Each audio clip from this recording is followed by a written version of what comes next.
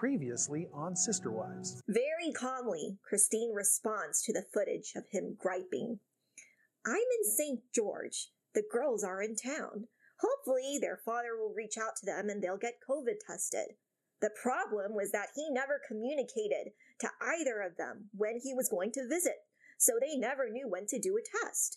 It's impossible to get tested every single day, hoping and thinking he's gonna come over. Mary would do that. Just picture that in your mind. Mary, every single day getting a COVID test just in case Cody decides to come by. You can just see the floor of her room covered in old tests. That's the thing you could animate. Yeah. Christine, why can't you book this COVID test so I can see my own kid? Help me out here. She has the link. She can schedule her own test. And for f***'s sake, reach out to your own damn children. It'd be crazy to get tested every day in the off chance that you might visit. Wait. Living alone, I think of all the friends I've known. But when I dial that telephone, nobody's home.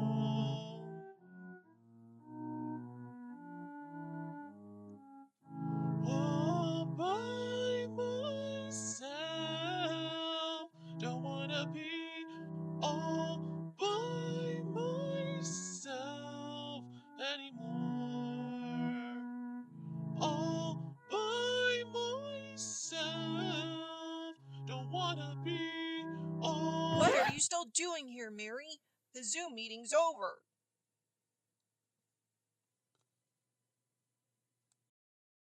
All by myself, don't wanna be all by myself anymore. I'm going to meet some dude online and fall in love and want to leave my family. The first 20 years, I don't know, are not going to be really great. And if they are great, then somebody's lying. I mean, having favorites is not okay. If you want a successful family, you don't have favorites. I am not married to 3 other women. Respect should be multiplied, not divided.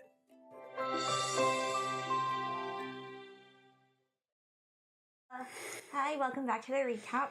I'm Angie, this is Tim. Hello. And Morty's here this time. Yeah, he's down here though. You can't see him. Okay, you don't want to lift him up. No, he's very happy not being lifted up. Okay, so welcome back for another recap. And we are doing this recap from the interior of Janelle's luxury RV. It's pretty nice, right? No, I've rarely been in houses this nice. It's like a friggin' hotel inside here. Just can't wait to take a hot shower, right? Let's see if the plumbing is ever set up.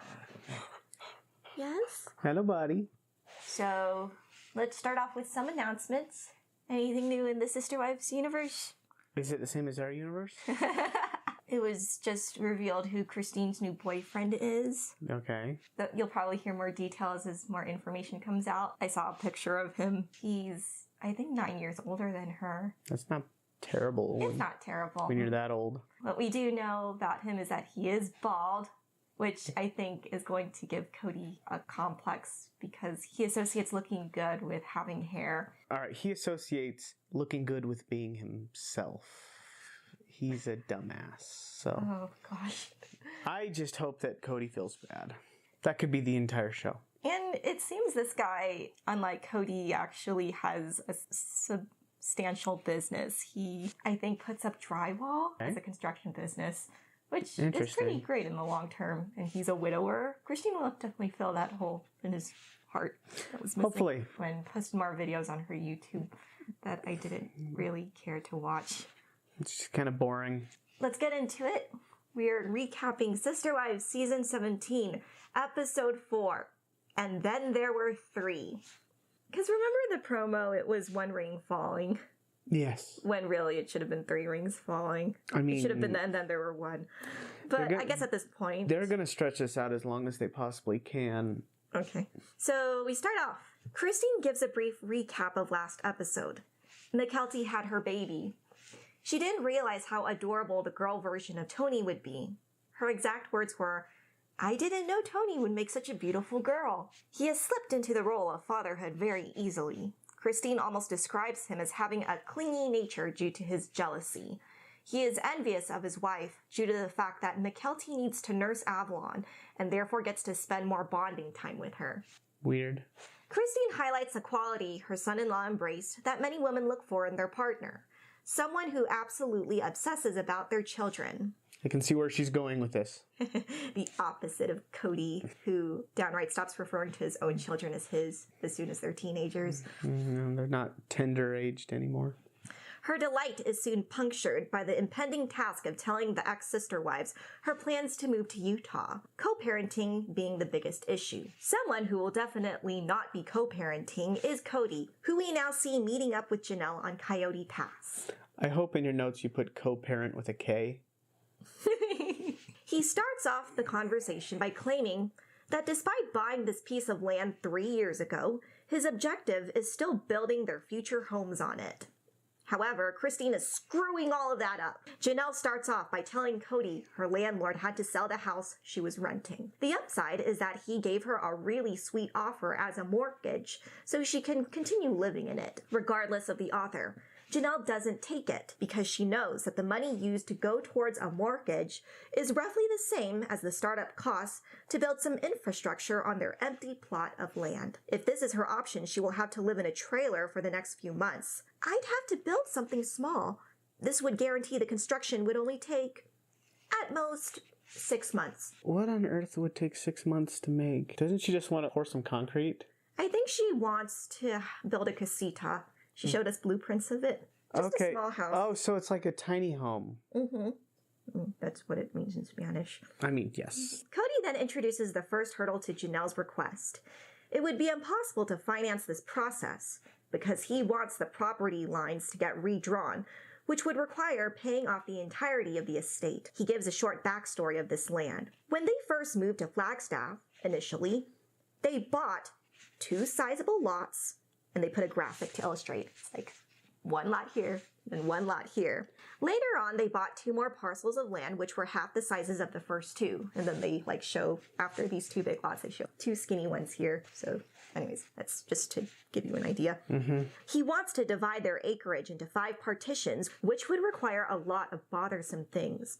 2 of which is paying all 4 lots off and getting a surveyor to okay the change. Because of Christine's name being on one of these lots, Cody is concerned that she will be uncooperative and sell it to someone else. She's not shitty like you. Why is it that the biggest assholes are the ones that are convinced other people are going to be assholes? Because they're projecting. Cody's like, oh yeah, well if the tables were turned, I would spend the rest of my life trying to ruin yours. And she's just, God, I just want to get out. It's funny because he's here pretending that he's scared that she will sell the lot, but once she wholeheartedly agrees to do it, in exchange for keeping the assets of her house, he throws a fit because he wanted that equity from both the house and the lot, so Christine would walk away with nothing. Well, I think if polygamy teaches you anything, it's to expect to have your cake and eat it too.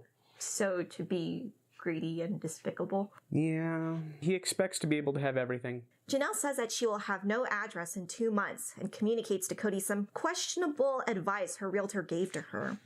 He basically said that it's better to buy a house than to find a place to rent. Cody is suspicious of this recommendation because he and Robin did find many houses available to rent. It is often better to buy than to rent because if you're renting, you don't have any sort of money type thing. You can't sell your rent. So when you rent, you're just losing money. Didn't in season 14, Robin wanted to find a place to rent instead of a house to buy because she wanted the money to go towards construction, but Cody said that she had to buy. It's funny because now he's telling Janelle she needs to rent. The issue was finding a house where each of her children could have their own room. He asked her, why is there an issue if Savannah is the only one she needs to worry about? Janelle keeps reciting her anxiety that she doesn't have a house, which we learn in later episodes she means she doesn't have an asset. Mm-hmm. She says to her husband that she can get an RV like a trailer. This would require pouring all of her resources into it and the casita. Her next line then takes Cody off guard. There's only one RV dealer whom I was fixated on. Cody goes. I was worried about that. She continues. It was the only one left, and it's brand new, so I put money down on it. This information is met with a scowl. I mean, does he ever sell used cars and stuff like that? Because some people, I think that might have been one of his previous jobs. We definitely know he sold signs. You need to shop around when you're buying that kind of stuff or you can get screwed over real easy. Yeah. She's happy, so. Cody discloses that he hasn't lived in something so compact since Logan was born. In the good old days, he and his first 3 wives were all living in a mobile home. His only positive outlook is that at least Janelle will be living in the area that she will be building on. It might be motivational. It could work. He then changes his mind and says that he still wants her to look for places to rent. Janelle wanted this RV because apparently campers are hard to find. She was also feeling a sense of scarcity since this was the only make available in the country. Cody is annoyed. What's that mean? It was the only one left of its kind. In the country? Yes. I don't know how that's possible. Well, she get it. It's like a foreign. Oh boy. I don't know why she said it was the only one left. The more she describes it, the more hinky it sounds. Oh boy. Cody is annoyed. Are they going to ship it to Utah for free? Janelle confirms that notion, but would need his truck to haul the 15,000-pound fifth wheel the rest of the way to Flagstaff. I can't haul it with my truck. Okay. Then we'll buy a bigger truck to move it within the next 2 weeks. So does his truck have a fifth wheel attachment? So why can't his truck work? Is it... It's too small. And then also, they want to buy a truck just to move something? I'm not sure why Janelle didn't just try to borrow a vehicle to move it. She immediately went to, oh, let's buy another. This is one of the big red flags with these people. They like to pretend that, oh, look at us, we've got no money and we're just so down to earth and relatable, and then just, oh no, we'll just buy a big old truck because it's too much work to rent something. Maybe they were already thinking of getting a big truck because the truck he ends up buying is his late brother's. I'm assuming his widow was thinking of selling it anyways. Saying it like buying a truck, it makes me remember, oh, wait, these people just have money lying around. Yeah. Either that or they're planning to rip off Cody's sister-in-law. They are very well off. Cody tries to be subtle in his discontent. Do I want to live in an RV? Will this work? Does it matter? She's already gone ahead and made the choice, but it wasn't our choice. Usually I would have sided with Cody on this matter, since this is a significant purchase, but now that we know that none of the family budget, a big portion of it was the sale from Janelle's Vegas house, wasn't allocated towards Janelle's needs, and it was prioritized towards Robin's, I now would say, girl, you buy as many RVs as you need. It was a strategic power grab. Power grab? Money grab. She was maneuvering as a way to get these holdings under her control instead of the family control, because the family control is just Cody and Robin. So she has to squirrel away all of these things in order to have something for herself.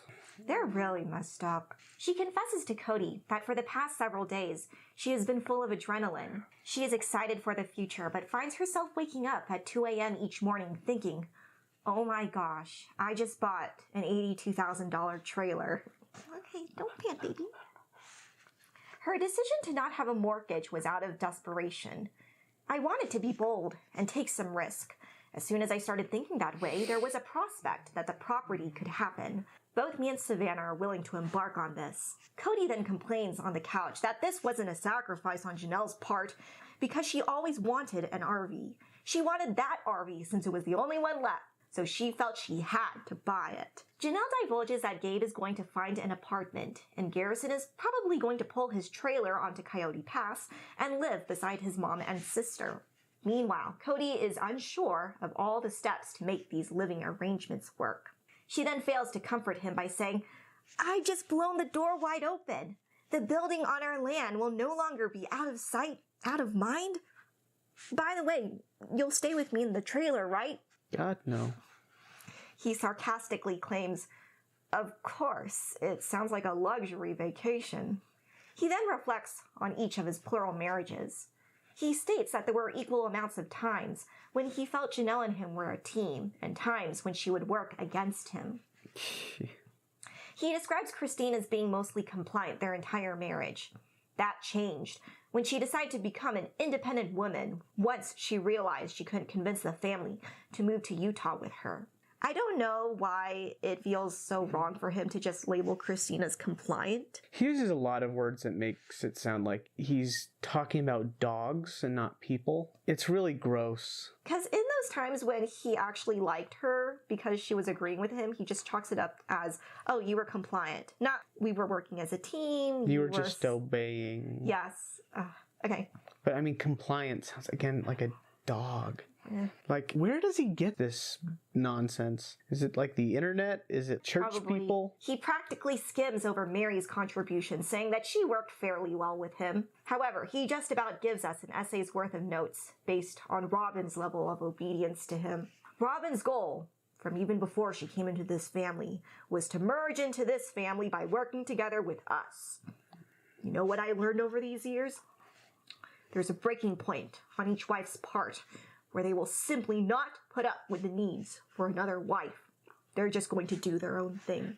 I certainly hope he's not talking about Janelle in this instance, because she just said to him that she is living in a trailer for the benefit of the entire family's construction, especially when she just said in the one-on-one that the family pot was always prioritized towards Robin's expenses first, but when it came to her, that go-ahead was magically revoked by Cody.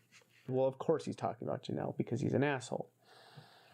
Back in his exchange with Janelle, he tries to come around to her vision. I guess the point of the RV was so that you wouldn't be immediately worried about getting into a home. Mr. Wiffle-Waffle then changes his mind. I don't want to move. Last time we had to do that, it was crazy. I got PTSD from that. This is literally driving me nuts that this is happening over and over. I thought he's the one who demands all the moving. Yes, he's the one that picks his family up from their perfect setup in their cul-de-sac, then complains that moving is giving him PTSD. Don't complain when you're the catalyst behind these migrations. Janelle then gives some dubious info that there are no storage units anywhere in town. Is she saying there are no rentals in town because there are no storage units as well, thereby preventing her from taking all their things with them? I find it hard to believe there are no storage units in town. If there are no storage units in town, that means somebody needs to go open up a new one and make some money. That's insane. I know. There's a gap in the market of Flagstaff. She gives some history as to the nature of her conversations with her husband. Many times we will be discussing a critical issue, and he will zone out and not listen. She goes like this. Yeah, whatever. A good amount of time will then pass us by. I will bring up the conversation again, and then he will be shocked and exclaim, What? You're buying a trailer? The discussion ends with Janelle reiterating that she will be having this RV within the next month, so Cody better get used to it. We are at Christine's house reacting to a frustrating phone call she just received. The topic was their high school children being back in school, something that was talked about during a previous Zoom meeting. She vents about how upset she is that Cody asked Brianna to continue doing classes online so he could be around her, but didn't extend that invitation to Isabel. Cody in his confessional dismisses the complaint. I don't know why Christine is so upset. Robin and I made this agreement alongside Brianna. I specifically asked Brianna and Saul to not go back to school. Christine is also traveling frequently, and it is Izzy's senior year. She shouldn't be this mad. There is more back and forth between the both of them, how Cody should have at least reached out, in the form of a call or text, to at least get some input from Isabel before deciding to not do anything. He doesn't understand that the problem was that the one daughter didn't get any conversation, and yet Cody is so invested in these little Roblins. You have to choose between me or your friends. You want to see your friends more anyway. I didn't create this problem. Don't put the blame on me just because I have standards. Oh, God. He said that because I have standards. God, I hate this man. I don't know. There's not much to talk about because we already discussed last episode till we were blue in the face how much of a hypocrite Cody is concerning anything relating to COVID. It's a double standard that's his standard and then everybody else's standard. Christine gives up. If I continued arguing with Cody, we would keep on going around in circles. I just hope that when it gets warmer and we can finally spend some time outside, he will come around. Be that as it may, that's up in the air as well. There were instances when the weather permitted these interactions, and only then he only came around to the house a couple of times within the week. Cody whines to us why he doesn't like to hang out with Christine's kids. I go over. I hang out with Truly and Isabel for a while, and they have the nerve to go to bed whilst I'm still there. And I thought parents wanted their children to go to bed on time. He doesn't have any responsibilities. He doesn't have to go to school. He can do whatever he wants. And so to him, it's just, what are you talking about? What do you mean you can't just put your entire life on pause just because I showed my damn ugly face? Because this is weird, right? Unless Christine's daughters are early birds that are going to bed by 8 or 8:30. I don't know why this is his excuse. And it goes with the notion that he doesn't want to take care of his kids. He wants them to take care of him by staying up during the rare times he graces them with his presence. I think that the truth of the matter is that most children, even the ones who have a good relationship with their father, really can't sit with their father and spend 8 hours with their father. Most people would just like their parents to be generally around. Adjacent. Available, but they really don't have the ability to just be I guess I'm going to be dealing with this guy for the next 6 hours or something like that. And so they have to entertain him. Yeah, they have to like entertain him. He's like a guest who overstays his welcome. Whereas if he was just there all the time, then they'd get used to it. It wouldn't have to be such a big deal that he's there. Yeah, they'd have micro interactions where they would have tiny little things where they would interact with him and that would establish their relationship and they could depend on Cody. But because Cody isn't there, he demands macro interactions where it's like, oh, well, I can't be there all the time, so instead I'm just going to get into a huge event every time I show up.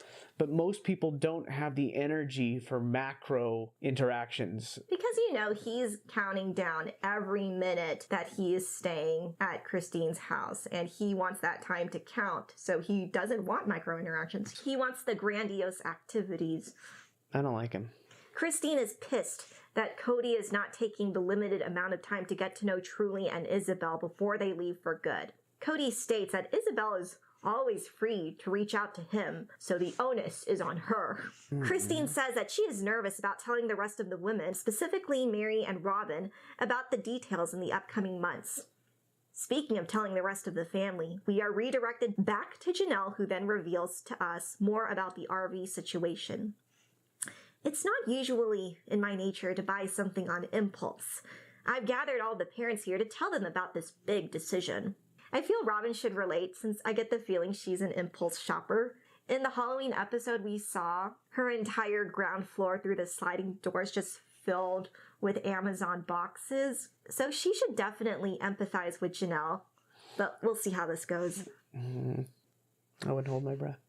All of the adults take time to situate themselves in Janelle's backyard. They comment on the produce she is growing in her planters. I think Garrison is the one who built these because I remember in a bonus video on Facebook, he made Truly a flower garden, and it consisted of putting these 4 planks and then just pouring in the dirt. Wait a second. You mean they had footage that they didn't put in the show? Yeah. But the show is so stretched out. I really wanted them to put in those scenes because we don't really get anything from anyone besides the parents, and their storyline is getting old. I mean, it's always been old. Because there were 3 or whatever in Janelle's backyard. She definitely put him to work. Okay.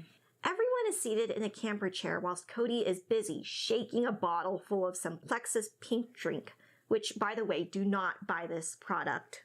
It's full of large amounts of chromium, which apparently, according to different forums, is going to make you diarrhea a lot. Wait, isn't it like a diet drink? It's supposed to be like an appetite suppressant / dietary drink. Yeah, that means they put the chromium in there as purpose. Yeah. Janelle conveys her purchase, which is met with unexpected support from Mary, who exclaims, Janelle, your dream is finally coming true. Mary summarizes what makes a fifth wheel different from other campers and that it needs to be pulled by a truck. Christine says that this is no surprise since Janelle has always loved the rural lifestyle. She herself states that she could never do it, referring to a perpetual camping lifestyle as hell. And this is so relatable because me and Tim are not outside people. In fact, our national anthem is probably that one song from Rick and Morty. Yes. Where it goes, there's a new craze going around. People sleeping on the ground. Throwing their tools away, using rocks and sticks. Hanging a sheet to keep out the rain. Nothing to eat, living in pain. And if there's something fun to do that we're not doing it, it's called camping. Anyways, we hate camping. Yes. Okay, because our church forced us to camp. A lot. Like every summer. It was... when we were teenagers. It was... absolutely terrible. We get footage from 2017 where Mary jokingly describes getting an RV during the onset of the Flagstaff move. This was after all the parents bought or found a rental before she was able to. Janelle tries to high-five her from across the table, saying that Mary would have been living her dream. We are out of the flashback, where Janelle again tries to alleviate any doubts from her sister wives, saying that the fifth wheel is very nice. It is 2 bedrooms and 2 bathrooms. It's extremely nice. For the most part, they take it very well. Mary says if that's what Janelle's intuition is saying to her, she should follow through with it, but would personally never resort to that level of desperation. She doesn't actually say that. She says that personally she would never do what Janelle is doing. Yes, I know, but I thought it's pretty funny. It's like, man, look at you doing all this. That's so impressive. I would do that too if I was that desperate. I gotta remember to say that to somebody in the future. Oh man, you're doing a great job. That's totally what I'd do if I was as desperate as you. Christine also agrees that this is pretty desperate. She chalks up the whole ordeal as crazy. Robin doesn't like the fact that she is turning to this option since she thinks the camper life is miserable. And for once, I have to agree with Robin. I mean, yes. But the camper is extremely nice. And if it wasn't for the fact that they weren't able to connect the utilities, I would say this is a pretty good setup for the time being. Except not in the winter. They are not famously well insulated. We'll get into it, what they're going to be doing come the cold. They're already in the cold season. Remember, Cody keeps complaining it's too cold to see his kids. Janelle said that there were options for her to qualify for the mortgage, but ultimately decided to allocate the resources to the construction cost on the land. She called the dealership, who alerted her that the model she was looking for was the last of its kind in the country. As a result, she bought it. Sight unseen. Stupid. She likens this experience to jumping out of a plane without a parachute. But no, because this might succeed. You're always going to die if you jump out of a plane without a parachute. They used that metaphor before when they came out. I mean, as polygamist, jumping out of a plane without a parachute. No, it's more like jumping out of a plane not knowing whether you have a parachute. Because if you jump out of a plane without a parachute, you're dead. She feels that the more she is exposed to their vacant lot whilst living in the RV, she will be more motivated to focus her energy and resources onto the property. She's already well motivated. The problem is Cody.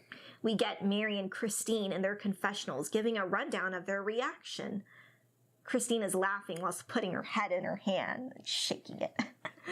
Mary tells us a lie that she would never buy something sight unseen. Oh, really, Mary?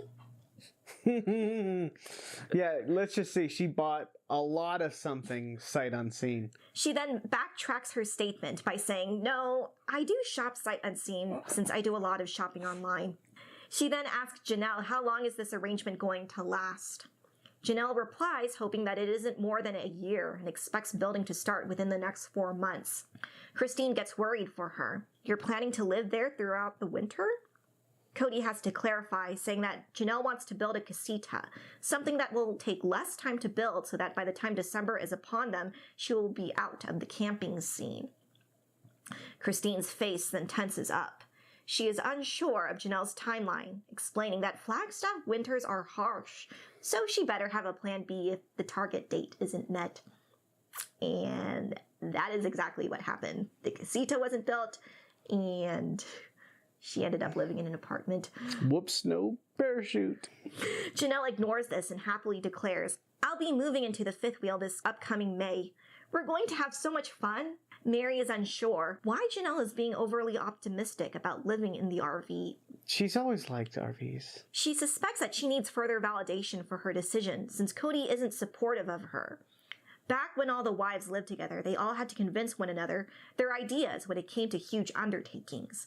She wonders why Janelle is trying to oversell her decision to the rest of them if they will not be living there with her. Janelle maintains this attitude. Fire pits will be funner, right? We'll have cookouts. Besides, I was thinking of putting a bathroom out there anyways. I've never related so much to Robin hearing this going, oh my god, oh my god, oh my god, are you serious? Oh, you'll soon be relating to Mary, she says. That would be an expensive outhouse. She laughs. Because we know in hindsight, in the later episodes, Janelle was never able to get the plumbing to work because she could never level the darn thing. So that's why she had to continually shower at Christine's house. Oh, that's terrible. Okay. Oh my god. Oh yeah, it's fun to do cookouts. You know what's more fun? Not being outside where it's cold, hot, bugs. Janelle persists, saying, if it wasn't for this verdict, we would have continued living in our separate houses and keep doing what we're doing. It's time to be bold. Maybe I could fall flat on my face and things won't work out. I don't think that's the likelihood. I'm not asking the rest of you to get a trailer and do this with me. Whatever. I'm gonna have fun. I'm gonna have fun. Just cut to her at the end of The Shining where Jack Nicholson is frozen to death. I have no idea what you're talking about. I never watched The Shining. Oh, okay. Maybe you'll have to show me a clip of that scene. It's just a single shot where you see him frozen like this in the cold. Okay. Cody then tries to rein her back into reality. The biggest issues are that we don't have electricity and we don't have water. We don't even have a sewage system or propane yet. We'll need a service to come out and provide that for us. Moreover, we'll need to buy a truck to haul this thing because my current one isn't powerful enough to do that. Why don't they just rent one? Mary is heard in the background snickering at all of these deterrents. Janelle agrees that Cody's truck is too tiny. She would need a 1-ton truck to be able to pull her camper. Cody in his confessional is again laughing at the insanity of the situation. Why would Janelle try to buy a cart without a horse? This huge trailer will need a much more powerful vehicle to pull it. Christine agrees and comments that Cody's current car is a wussy truck. Wussy truck for a wussy man. Mary suggests getting some plastic plants so Janelle doesn't have to water them, implying that their water isn't working. Yes, and any water they do have, they're going to have to haul over here, so why would they waste it on plants? Cody lightheartedly refers to the whole debacle as a dumb idea, but in front of his other wives, he does seem to make an effort to appear supportive. I don't want to buy this place, referring to Janelle's current rental. Even though the trailer is cramped, this feels like a step in the right direction. As Christine listens to all this exhilaration, she is again reminded that she has no intention of living on the property and will have to bring up that topic at some point. That is going to be a pretty tedious discussion. Cody ends the powwow with a sentiment: just pray deeply and try to put all your energy into paying this place off so building can commence. If you have any creative thoughts, pray about it so God can help you accomplish this goal. And I feel like he's talking about a creative way to get Mary and Janelle to make more money so he and Robin don't have to do anything. Because he doesn't care. He's not trying to psych him and Robin up. I don't think either of them give a shit about property. He's trying to psych up Mary and Janelle. Because I feel if Robin tried to get creative about making all these payments, she would at least be on Cameo. Because that's the least you can do. I mean, the least she could do is draw little butts and boobs inside of her little sketchbook. That's the least she could do. I think that actually took money away from the family. Yes, I know. That's why they're not encouraging her to be creative. A few days pass, and the family once again gather for Christine's news. Despite this formal invitation, she doesn't expect anyone to be surprised. She kicks it off. It's no secret that Cody and I have been struggling for a very long time. Therefore, I have decided to leave him. This wasn't an easy decision to come to. I finally decided that I needed a chance for peace and joy in my life. Truthfully, things were looking pretty hopeless until I made up my mind to leave. This is the best choice. She smirks slightly as she finishes that remark. The first person to comment is Robin, saying she was afraid this was the topic of conversation. She wipes off some non-existent tears while spouting some Codyisms. I knew you packed up his stuff, but I didn't realize how final it was. I thought you guys were just on a break. I don't know, this isn't really computing. Robin, the dumbass. The fact that this woman doesn't really realize how deep in the mud Christine and Cody are. I thought she was supposed to be the emotionally intelligent one. No, she's emotionally deficient. If you were more involved, as you say, you wanted to be in the family, you wouldn't be this ignorant of Christine's and Cody's problems. Yeah. Christine turned out to be wrong about her prediction, because apparently Robin was in complete shock and never saw this coming. Mary is also trying to take in the news and is still processing it. Unsurprisingly, Janelle says this isn't new information to her. Regardless, she says that it still feels strange of knowing something that's coming versus it actually taking place. Christine passes on her proposal to Janelle that she is more than free to rent her house. This takes Janelle off guard.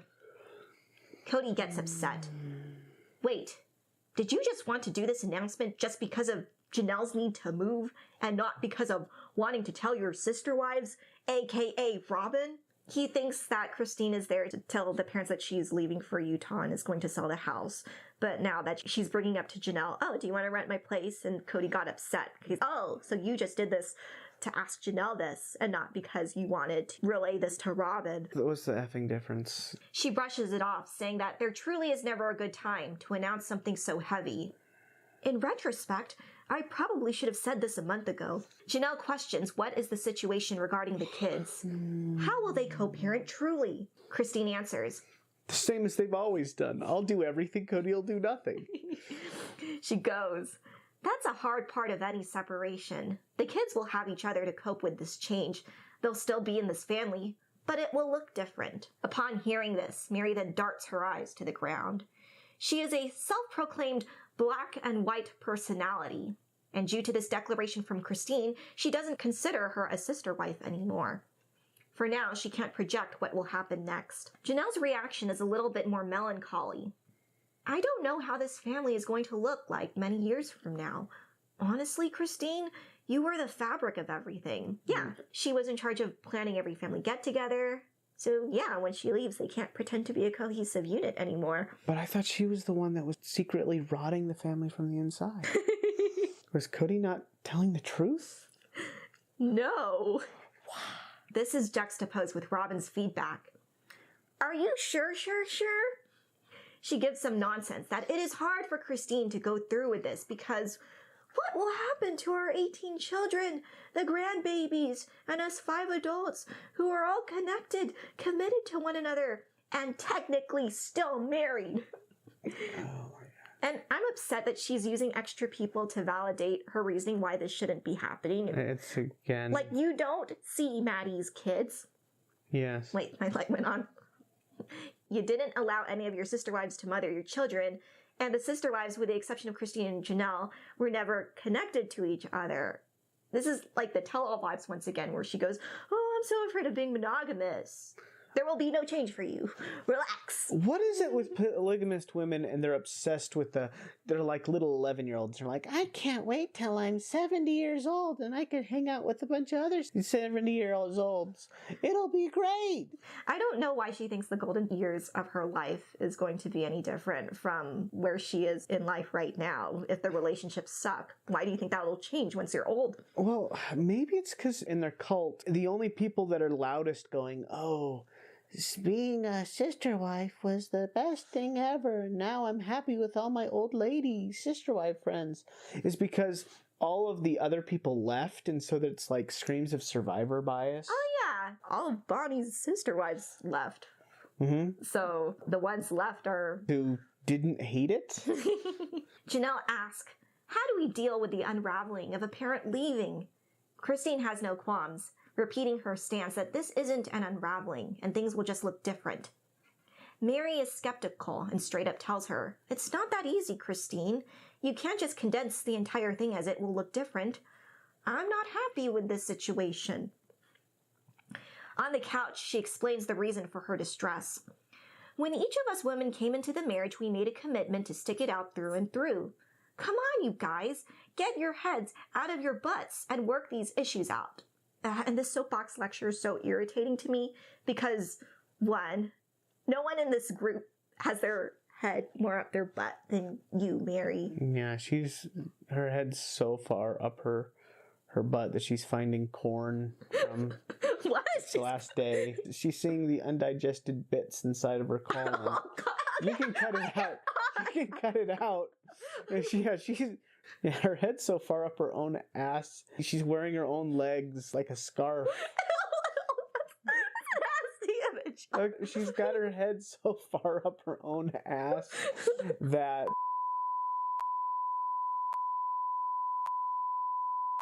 Okay, I'm cutting you know all what? that No, out. you can just bleep it all out and just keep your laughing if you want. Okay. Okay, because yeah, it's annoying because Christine has stuck this out for way longer than she should have. And you can't commit to another party who does not want to put in any effort to make the relationship work. And two, you didn't make that commitment either because you decided to have an affair. And three, when have you been committed to Janelle or Christine? You only brought Robin to the family because you wrote your current sister wives off because you wanted a clean slate with someone new. So yeah, let's all be committed to being superficially bound to each other. Mary really is just the female version of Cody. Yeah. Yeah, but the same reason she wanted Robin was the same reason that Cody wanted Robin. Because he's just, I'm tired of all these women. I just bring something new. And then, Oh gosh. and Mary's, that is true. They're Mary's- just clones of each other. yeah, and Mary's just like, oh, I'm tired of all these other women. I'm going to bring this other woman on. They're so terrible. Oh, they're- Well, I would say if we were recapping this in real time when this aired, I would have said they deserve each other, but now we know they're divorced as well. I know, it's a shame. They were the couple I was rooting for. They were my OTP. Cody, Mary. But no, it wasn't meant to be. That ship has sailed. Janelle resumes the exchange. Truly is never going to come back. How will she feel? Cody then butts in. You can't take Truly away from me. I'm not just gonna sit here without objecting to it. Shared custody will have to be 50-50 because I don't want to pay child support. My money, I'm scared of poverty. He doesn't say that last part, but that's the exact translation. Mm-hmm. Didn't even need like a, you know what, Don? Never mind. What? I was going to say, we didn't even need a Erm and Thummim to translate that. Oh, God. Yeah, you should probably skip that bit. I want to put that in. Okay, fine. Christine dismisses his protest. I'm moving and taking Truly. We talked about this. Nuh-uh, Christine. I never said it was okay that you were moving, even though there is footage of me coming to terms with that by the end of episode 2. Mm-hmm. Boy, my life would be shit if it turns out that there was a visual record of everything I've said or done. She gets annoyed. My exact words were, you had to let me go, and you accepted that. He continues lying that he was fine letting her go, which apparently does not include letting her leave town. Mm-hmm. Yes, but in that conversation, I wasn't here with Robin. He is upset that she is taking Truly out of his life. He tells the producers of his double standard. It's unfair she kicked me out of the house without my consent. It's unfair she boxed up my things without my consent.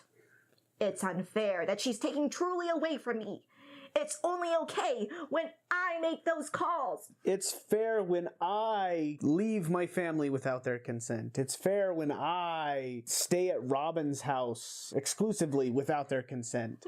It's okay when I leave Mary without her consent. But when they do it to me, it's somehow different. Oh. Of course it's different. It's happening to him.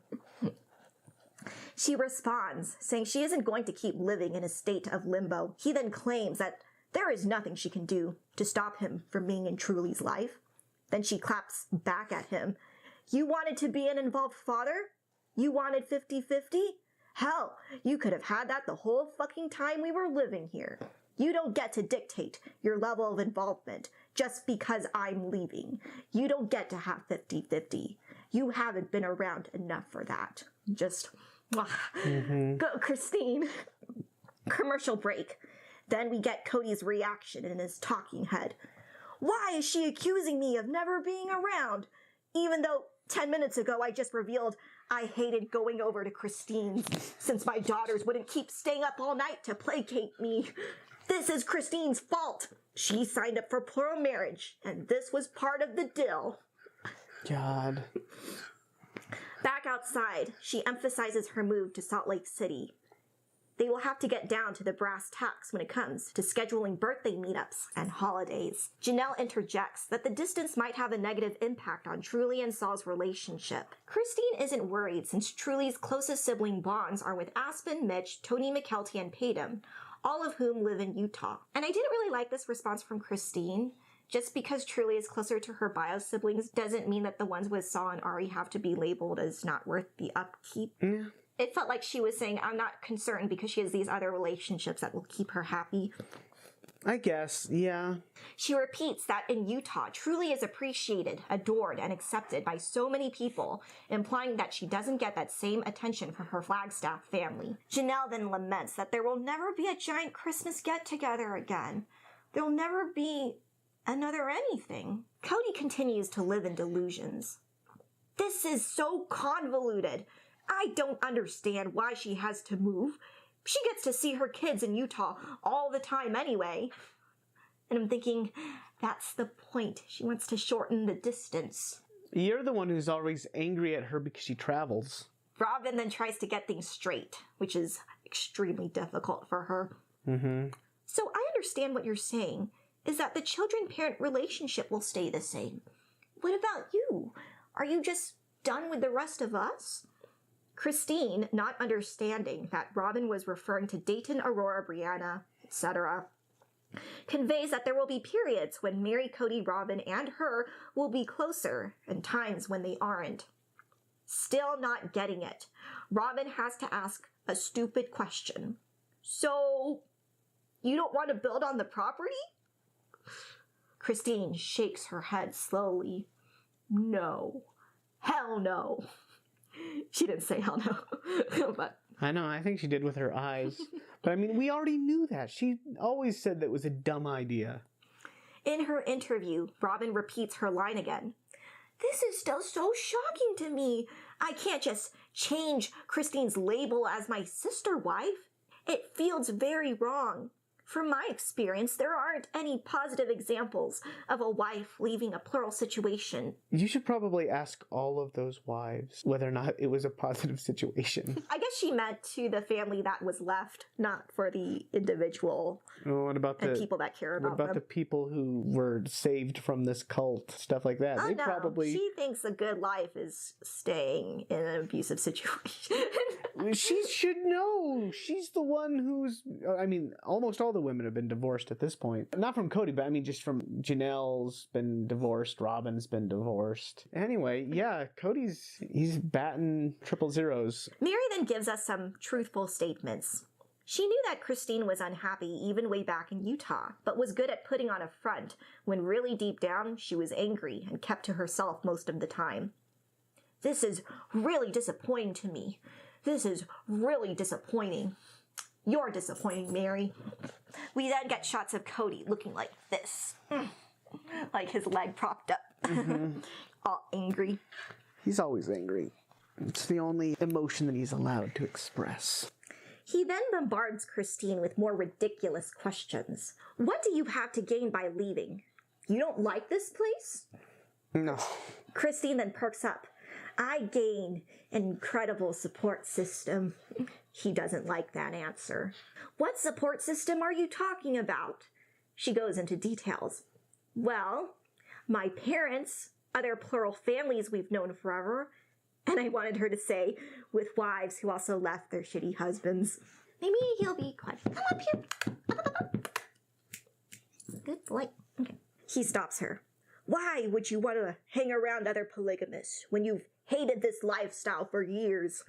We're not even part of our church anymore, despite the fact Robin and I will later put up a huge stink that we have to defer to our church elders in order for you and I to be divorced. He doesn't say that last part.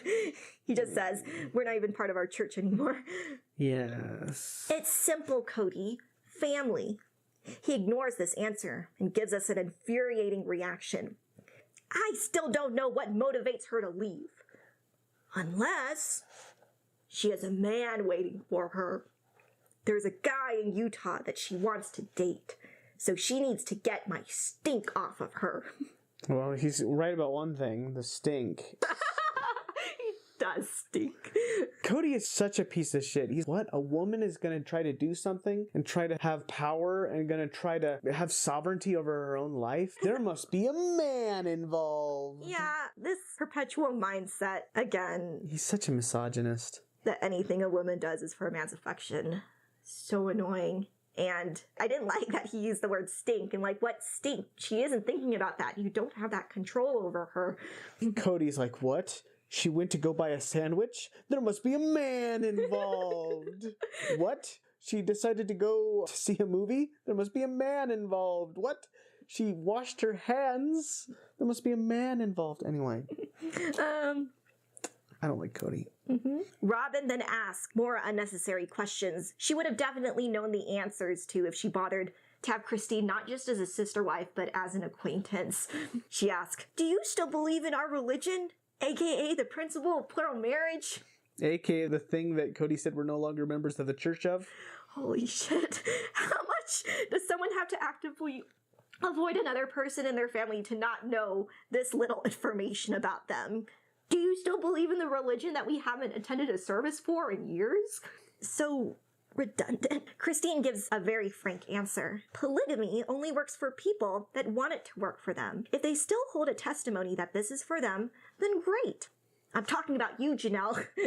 She didn't call out Janelle, but that's where I went. Because she's always giving her testimony regardless of whether people ask for it. God. Robin pushes for more obvious answers. So, do you have a testimony of plural marriage?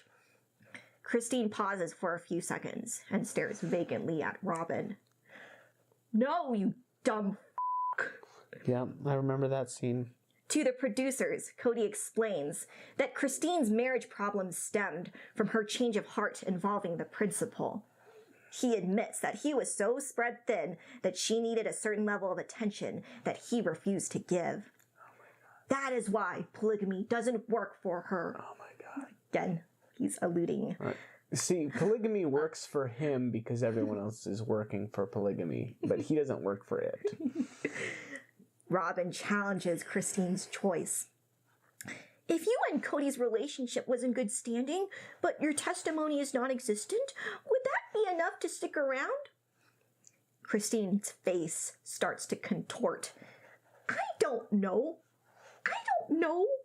That's neither here nor there. That's such a... And she doesn't finish the sentence, but I feel she was about to say, that's such a stupid question. Mm. It's unfathomable that my relationship with Cody would be okay. I hate this what-if game, Robin. Who knows? Who cares?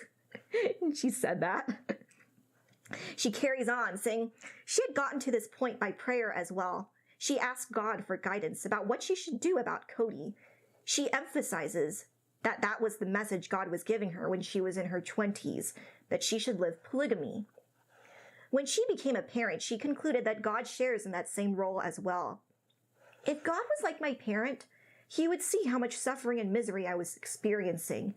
In that same vein, if I saw one of my children being unhappy, I'd want to take them out of that situation. God has spoken to me, and he deemed that I should be happy too.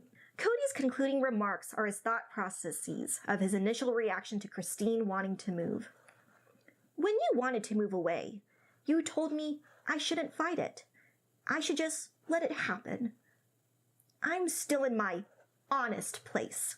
AKA, I'm still angry, and this is not fun. I'm mad, and I'm still coming to terms that this is what it is. He gives a perplexing line. There's no sense in killing ourselves to redeem. That's what we were trying to do in Las Vegas. What? I think he's referring to trying to redeem the marriage. Okay. This was confusing to me because he's the one who's claiming her divorce came out of nowhere. But in this moment, he's outright admitting that their marriage needed to be saved in Las Vegas. God, this guy really doesn't think anybody's actually keeping track of what he's saying. Christine agrees. Yup, and it's been even worse since moving here. Cody, who always needs to be the one to give his last 2 cents, then makes a hopeless effort to be seen as manly. I'm going to be the head of my household. I'm not going to be circumvented in this. So, get ready, everyone. If the rest of you would be willing to conform to the patriarchy again, that is. He's really trying to double down here. He's trying to double down. He's like, you thought I was an asshole before. Guess what? I'm becoming more of an asshole. Yeah, I don't know any proper reaction to what Cody just said. Janelle looks at the camera and goes, yeah, I didn't know I signed up for patriarchy. That's not what was agreed on from the beginning. Cody reacts to her reaction in his couch confessional. But you did, Janelle. He blathers more of their church lingo of running her will into mine. Her wheel. He says will. Oh, God. Okay. I don't know which one it is. My bitterness originated from my desire to help everyone, as well as from not being able to have the family structure I designed in my head. If I feel awkward or if I don't feel like people are treating me like the head of my household, then I don't want those family near me. He didn't say that. He just said that I don't want the whole family together. I'm at a point in my life where I don't have time to waste on disrespectful wives or children. He said on people who don't respect him, but we know he's talking about those in the rumor mill. Yes, he doesn't have enough time because he has to meet his fitness goals. He says, we'll see how this goes. I'm disappointed in how I managed this. Somewhere along the lines, I should have taken the reins from my disloyal, independent wives. That's what caused our downfall and disunity. I guess I'm sorry that we failed, everyone. And that is the end of season 17, episode 4. So why don't you give us a nice too long didn't watch, which you didn't watch. No. Cody is like somebody, it's like a serial killer that's been convicted for killing people. And then during his sentencing, they're like, what do you have to say for yourself? He says, I'm so sorry for being a serial killer and not killing more people. He genuinely thinks that the way to solve his problems was if he was even worse about the reasons that people left him in the first place. He's such a fucking dumbass. Janelle got an RV. She got an RV that looks like the inside of a fancy European hotel. But she can't take a shit in it. I'm tired of these people. Okay. Imagine if you actually watched it with me.